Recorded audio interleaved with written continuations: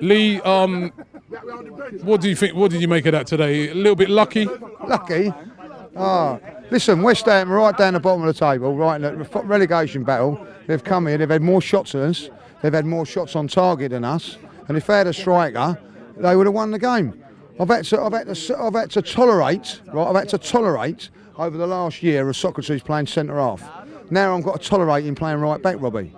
I've got to tolerate that now. Why do you think? What do you think's the thinking behind him playing at right back? I don't know. I really don't know. You know, I think Mikel Arteta's doing a good job, but then today I think he's making decisions that are starting to worry me. You know, where's Martinelli today? What has he done? You know, I said the game against Chelsea, I said, well, we got a player here, like, you know. When Aubameyang was out the team, right, with that suspension, he come in and scored goals, right? Yeah? Did he not or did he? So I then hear people say, oh, if it weren't for Aubameyang, we wouldn't be here, we wouldn't be there. We get someone in that scores the goals and does the job, and since Aubameyang's come back, he's been left out. I'm disappointed. I want to see him play. Where would you play him then? I'd play him on the left, Aubameyang in the middle. I've watched Eddie today, and nothing against Eddie. Two parts of a centre forward's job is to score goals and hold up the ball. He did neither. His hold up play today was terrible. You know, like, and I got my mate Paul's a West Ham fan today. He's saying, "Oh, our defence is rubbish." And well, if our defence is rubbish, he hadn't had a kick today. You know, then I think, oh right, he's going to bring him on. He brings on Nelson. And like, you know, Nelson done well at Portsmouth, so he maybe deserves his chance. But you know, I'm sorry, like today, you know, I've heard you say on it today, massive 3 points that today. For what? Well, it is. For what? For what? It's for trying to get into the top 4 or top 5. 4 or 5. Of course, it's if you lost this today, that's gone completely. Yeah, but what have you seen today?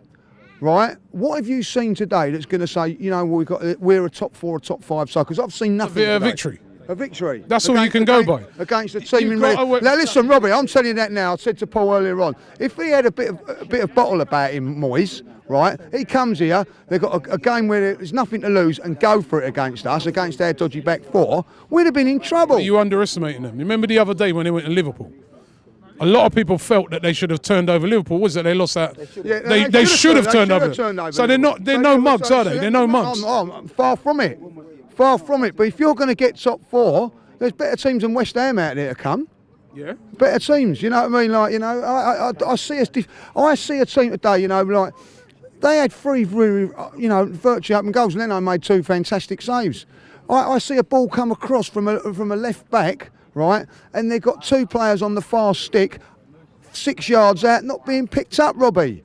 You know, if you're going to do that against better teams, give up chances like that, i.e. like Olympiacos in the last seconds, this is what's going to happen. They're not learning. I look at it today, I don't see nothing in our defending is still as poor as what it is. And it's nothing to do with Arteta. The players are not good enough. And then you've got Socrates playing right back. You know, he scored against Portsmouth. Maybe he should play up front then, because, like, you know what I mean, that's how it is at the moment. I said, seriously, you know, it is as poor as it goes. Xhaka today was terrible. It's absolutely terrible. 1 or 2 players today, I look at it today and I think, do you know what? 2 players were good enough today.